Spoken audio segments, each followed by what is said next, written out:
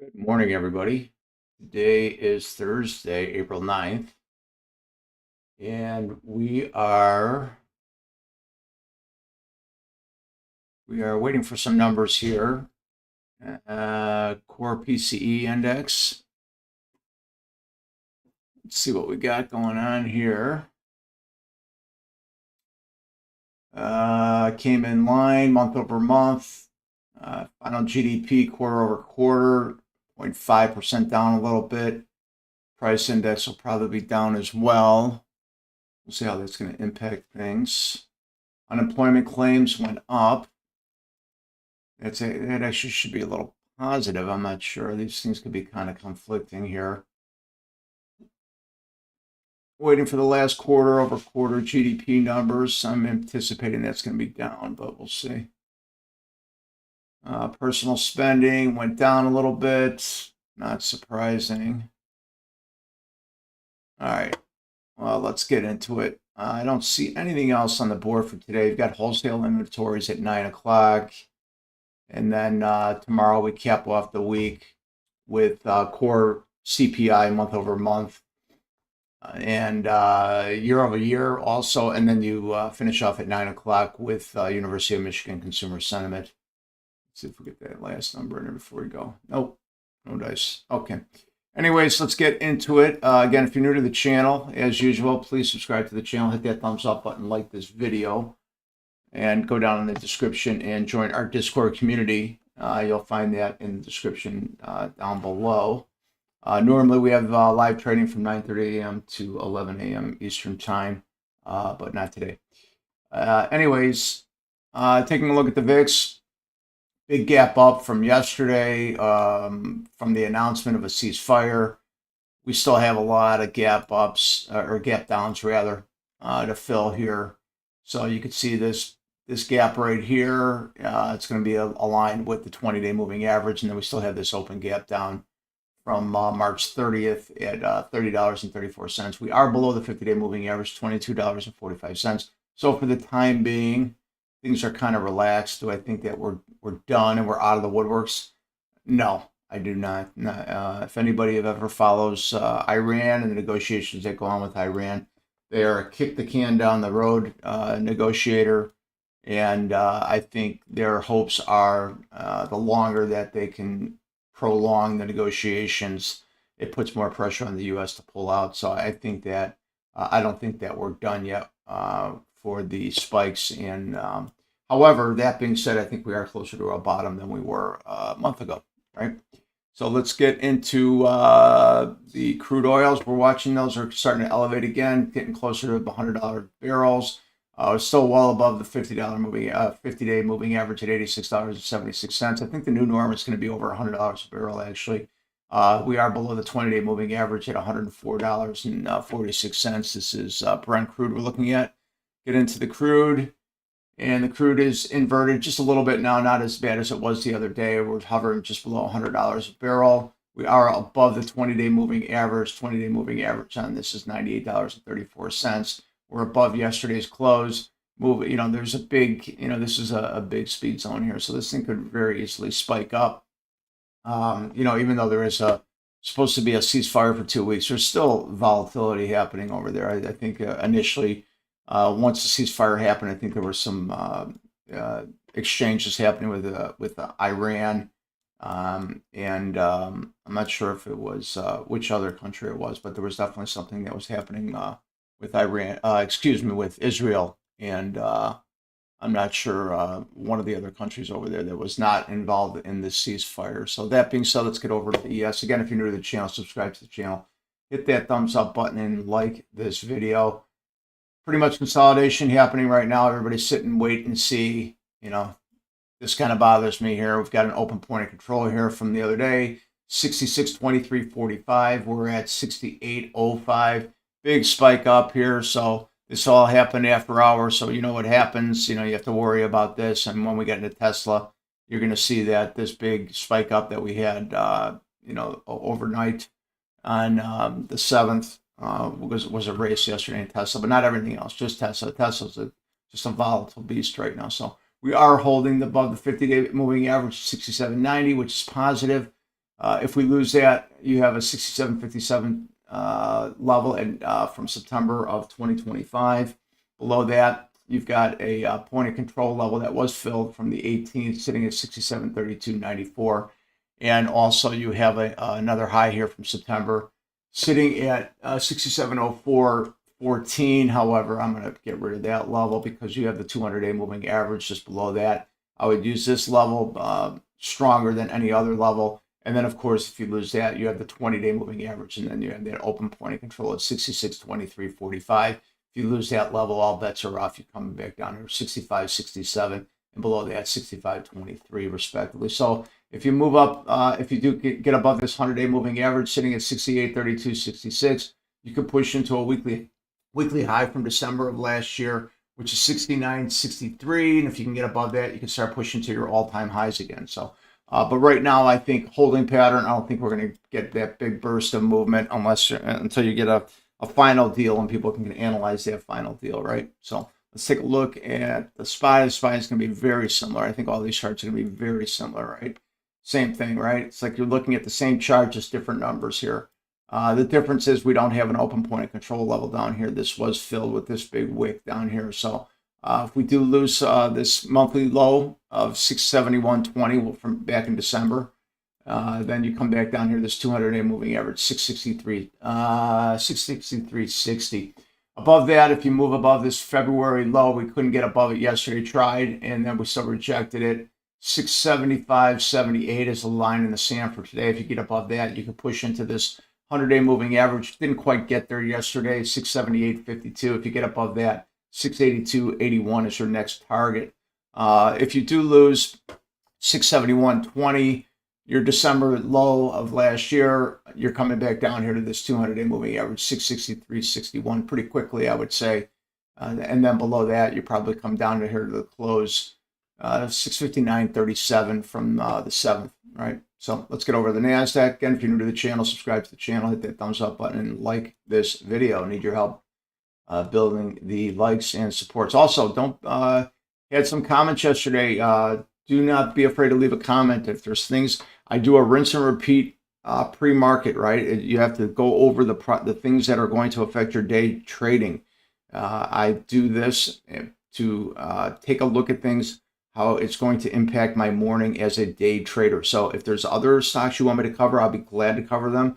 Leave a comment in the comment area, and I will cover them. If you do it now live, I'll do it now. If not, I can certainly cover it at another time, right? I'm not afraid to make videos. That being said, also, we're talking about making a Q&A video, a live stream video on Sunday. So let me know if there's a time slot that works for you. I'm talking about doing like an hour session, anywhere from pretty much, I would say, 5 o'clock Eastern to 8 o'clock Eastern, any of those time slots, for 1 hour slots there. So drop a comment down below or go in the Discord channel and let us know what works for you. Also, if you haven't done it already, go to the QOL website, QOLTrading.com.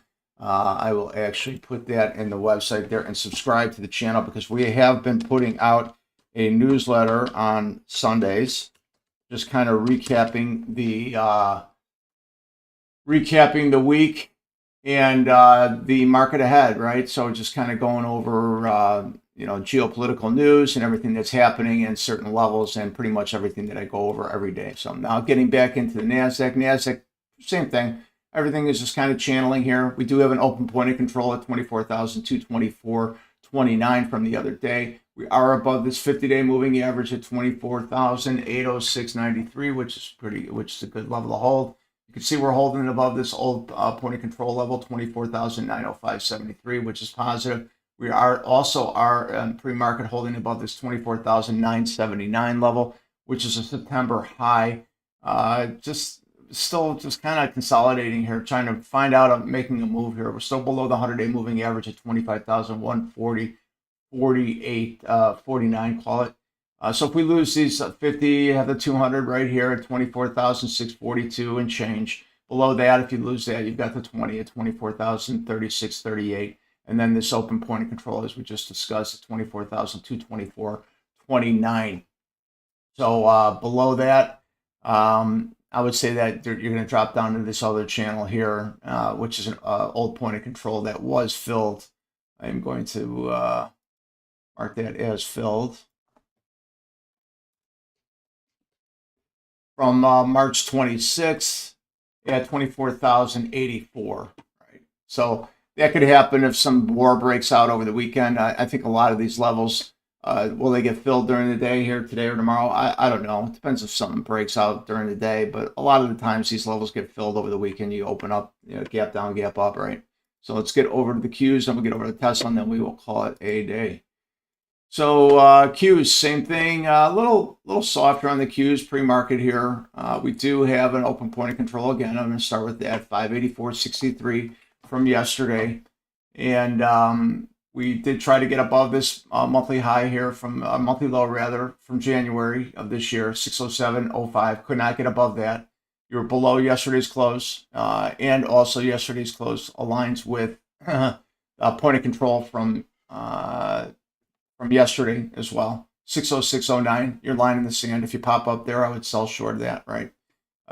You are above this 50-day moving average, call it about 601.50. If you lose that level, this point of control level, also this filled point of control at 600.92. Psychological number is 600. If you lose that, you come down to this 200 moving average of 595.95, and then down to this February low of 594.76. If you lose that, you have a 590.36 level that's sitting here. It's an October low of last year, and then below that you have the 20-day moving average 587.82. Below that you had that point of control we spoke about already at 584.63. On the upside, if you can get through this 100-day moving average at 608.91, you have that 610.12 level, which is February high, a weekly high. If you can get through that, then you can start pushing and start making your way towards this regressional trend line that we have here, sitting from June of 2025, and then also and then you can make your way, start and get back to those all-time highs. But until you get a ceasefire, official ceasefire, I don't think you're going to have that kind of push. I think we'll probably consolidate unless there's any kind of news breakout. I think this is pretty much what you're going to have. You're going to have a consolidation channel here. So, keep your lot size small, trade your levels, get in and out of your positions. Okay, so that's it for the ES, the SPY, NASDAQ, and Qs. Let's get over to Tesla. Again, if you're new to the channel, hit that bell and subscribe to the channel. Hit that thumbs up and like this video. And then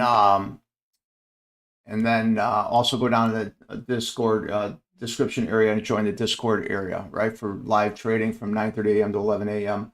Mondays through Fridays, but there will not be trading for today. Just a small question. Would you like to know if determine that volume is coming and starting pushing towards a certain direction?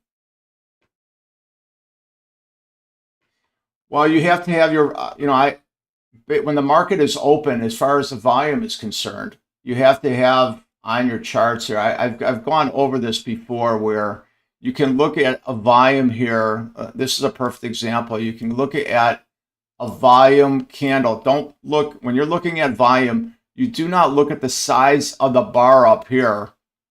I've got a script down here where it's showing me my volume. It shows my current volume. It shows the last bar volume and the pre-market volume. Okay, so now if I go over here and as I move my cursor over this bar, if you watch this white box right here, this shows me the volume, right? So when we get over to Tesla, let's go over to Tesla. I'll show you exactly what I'm talking about. It's a better example. Oh, we are on Tesla. Great. All right, so here's a perfect example. Okay, let's look at Tesla right now. This is a pre-market here on Tesla, right? Look at the size of this candle right here. Okay, this candle versus this candle right here. Okay, this candle in post-market looks bigger, right? Well, if you look at over here in this white box, when I put my cursor over it, that candle says 499,000, call it 500,000 shares. Okay. Well, if I go, and this candle looks almost twice the size of this candle. Well, if I put my cursor over this candle, there's 3.5 million shares traded on this candle. Okay. So what's important is, yes, you want to pay attention to this a little bit as far as the direction of the move, But your bread and butter is made down here in this area right here. This is what's telling you the story of what's happening in here. This reason why we go over a 5-minute trade is because this is where the first heavy volume is. Down here, you could see the size of the volume. It escalates the first 5 minutes. Well, this is actually a 15-minute. We'll get into the 5 minutes in a second. But the first 5 minutes is where your heaviest volume is until the end of the day. That's when the most volume is, right? So beginning of the day drops down, right? Institution money is in here, still here, drops out. Then guys like you and I, we all battle and fight each other, and institutions come at the end of the day and clean everything up, right?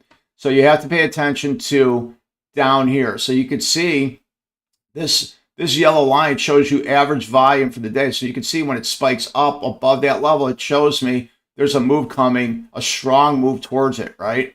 So you have to watch, there's all kinds of things to watch, but, less is more is what I always say. So now you can see right here, the volume, even though it's pushing higher here, it's not really a lot of volume in this after hours, right? And now you can see what happened once the market opened. It looked like, oh, look at Tesla. Look at it. It's railing. And then it opened up yesterday and the bottom dropped out, right? So now looking at it today, same thing. No volume here. There is no volume. It's all consolidating right now. So anyways, let's get into the levels. Now we'll get into the 5-minute opening range.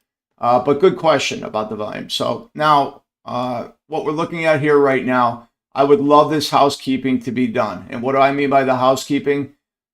This open point of control. We talk about our point of control levels. I have these open point of control levels. This point of control level is a level that's been open since September of last year. And the market likes to come back when it has a point of control level. It likes to come back and test the level, right? So this level, 334.07, has been open since September 4th of last year. So the market wants to come back and test this level. We need this level to close, okay? Does it mean that the market's going to come here, touch this level and go straight up? It could. Does it mean that it could go blow through this level? Absolutely, right? I've had levels, the point of control levels, where, the market plows right through the level. I think, oh, okay, it's coming to this level. I'm just going to buy right here.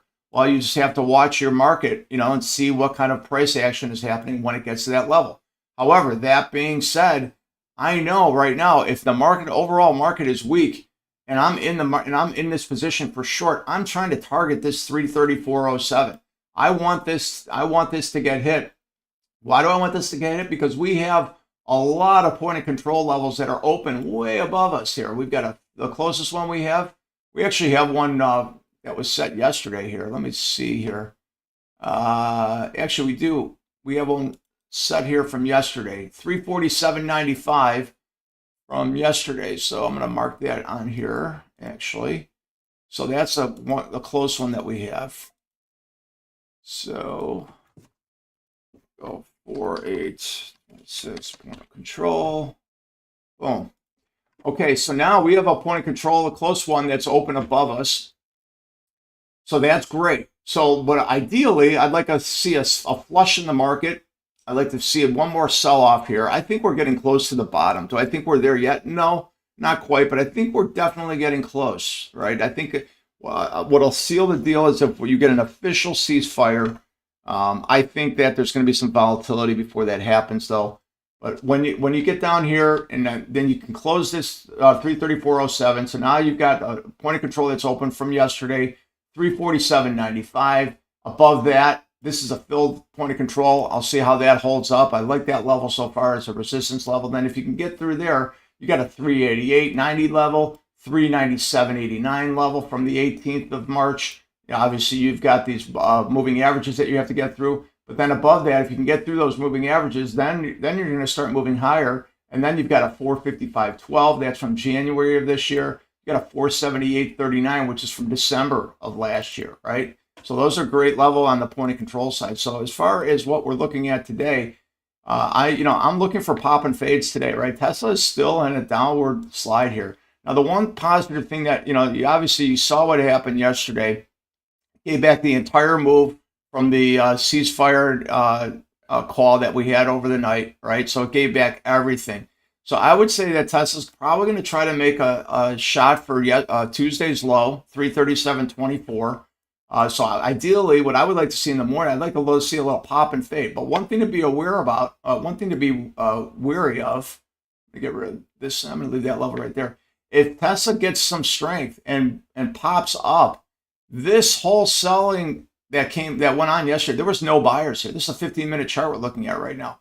There was no buyers in here at all. So if Tesla does get some steam, some news, who knows what happens, this becomes a major speed zone, and you're going to pop and you're going to fill this real quick. What happens is these sellers are, the sellers here that could have been covering some longs and overnight, from the post market from the day before, and creating new positions as well. So then all of a sudden they're going to say to themselves, oh my God, I'm wrong on my shorts. I better start covering my shorts. Well, when they start covering their shorts, the sellers are done, because now everybody else has that same news, knowing that, oh, Tesla's just going to continue to rally, right?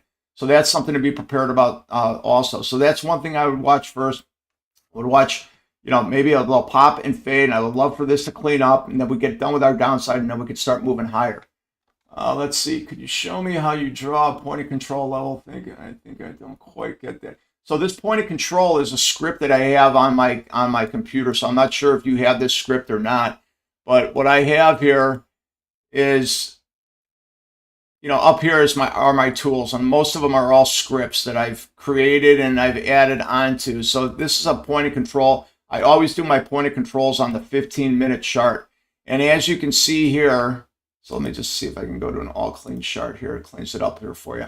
So for the day trading, it will identify, right, this line right here is a previous day close from there. So, but what happens is here's a good example here. So here's a point of control level. Now what happens, it automatically generates this yellow line, which tells me where the heavy volume was traded on that day, and it gives you a median. Okay, so now why do I have it as a point of control? Well, point of control means that when the day closes, and I'll show you what I mean by that. And like for example, if the day closes and then the point of control does not come back and touch it, I leave it as an open point of control. Okay. So for example, right here, here's a point of control. This is all generated through my script. So right in here, 389, which by the way, this is a point of control that we have. I will draw this line, and if the market doesn't come back up and test this level, it's right there. If it does not come back up and test this level, this would be considered an open point of control level that I have here until the market comes back and tests it. And then when it tests it, I will mark it as a filled level. See, if we go here to my point of controls, we see that it's open, right? And so until the market comes back up here and touches it, it's not filled. So this point of control here was open from September of last year, and then it just filled this year, 365.83. Okay, so if you come into the trading channel, I'll go over it in more details. But when I teach my students, everything that I have up here, I give them the scripts, and they can put it right on their Thinkorswim platform. But let's finish up with the levels for today. So what I'm looking at for today on Tesla here, if you lose this 340.55, which is a weekly high from June of 2025, I think you come back down here, you're going to try to test this 337.24 low from Tuesday. If you lose that, I think we'll finally fill this 337.78 level, which is that open point of control that we're talking about. So I think we'll fill it today. It's possible. I mean, Tesla's been having some wide ranges, right? So yeah, but that being said, you have to be prepared. If we do get above this 349.53, this becomes a huge speed zone, and that Tesla could rip your face off and pop right back into here to this 363 level. So you better watch that level as well. But right now, there's nothing that's showing me that Tesla is aggressive on the upside right now. So I would watch your levels on that. So as far as what we're going to do today for the options, what we trade today. So I'm going to have tomorrow's expiration date, which is April 10th. I'm going to have the 345 calls. And you can see we closed at 341.25. So we're just below that. So the premium price closed at $4.55. And so this will probably open up lower. I would say maybe it'll open up in the $3 range. And then I'm also going to have the 335 puts. And these are expiring tomorrow as well. And this closed at $2.38. I expect these to probably open up high twos, maybe in the low threes. And then what we utilize on this, we utilize our 5-minute opening range trade. This trade yesterday was beautiful, right out of the box, okay? Here's another script that I have on here, and this plots my 5-minute opening range trade. So when the market opens up, this green box starts to generate. After 5 minutes, this stays stationary on my screen all day. Not only does it stay on here all day, it stays on here for every day past. So I can go back here and I can look at the previous day's trading. And so we base ourselves, and what I was going at before, we're talking about the volume. We go down here. If you look at our volume chart down here at the bottom, our volume, we had 3.8 million shares traded in the first 5 minutes of trading yesterday. The second 5 minutes, we had 1.5 million shares of trade. So now you don't have that big spike of volume until the end of the day where you had another 3.6 million shares traded, right? So that, why do we base our trade off the first 5 minutes? Because this is pretty much a direction on where the institution is telling you that, hey, this is where we think we're going to take our trade for the day. So we take it. So the way we do this 5-minute opening range trade, and I'm just giving you a basic 101 of the strategy. You have the 5-minute opening range trade that is set. When it is set, if you break one way or the other, that's when you can initiate your trade. Now you have to do your own homework. This is educational purposes, right? I'm not an advisor. I'm just trying to, as a community, trying to help people, right? So when you break your trade, you buy puts for the sell. If you buy your puts, that means this premium price is going to go higher. If you think the price of Tesla is going to go higher, then you buy calls, and this premium price will go higher. So last question here. Yes, another question. How did you decide to sell at the open yesterday? Was a good call to sell? Oh, at the open. I just saw the spike in volume. I forgot who I was talking to. Hi, Ian. Who are you, buddy? I'm out of context here. So because I just saw a big purge right off the open here, and I saw we busted through this Bollinger level here, right? So when we busted through that Bollinger level, I saw a big burst right here, and I just hopped on the wagon real quick, and it was literally the trade that I made yesterday. I was in and out of that trade, I think maybe 5 seconds. Anyways, yeah, so that was 5 seconds, and that's how I knew that trade was coming. And it was just pretty much hopped on the train and got it. And that just comes from experience, from just watching it, all these years. So, but anyways, that's going to be it. So, anyways, no trading in the trading room today, but I will be back there tomorrow. And I'm glad you hopped in the pre-market analysis, and good for the questions. That's great. Again, if you're new to the channel, subscribe to the channel, hit that thumbs up button, like this video, and go down and join our Discord community for live trading Monday through Friday, 9:30 a.m. to 11 a.m. Eastern time. And if I don't see you in the trading room, I'll see everybody in the pre-market analysis. Have a great trading day, and I will see you.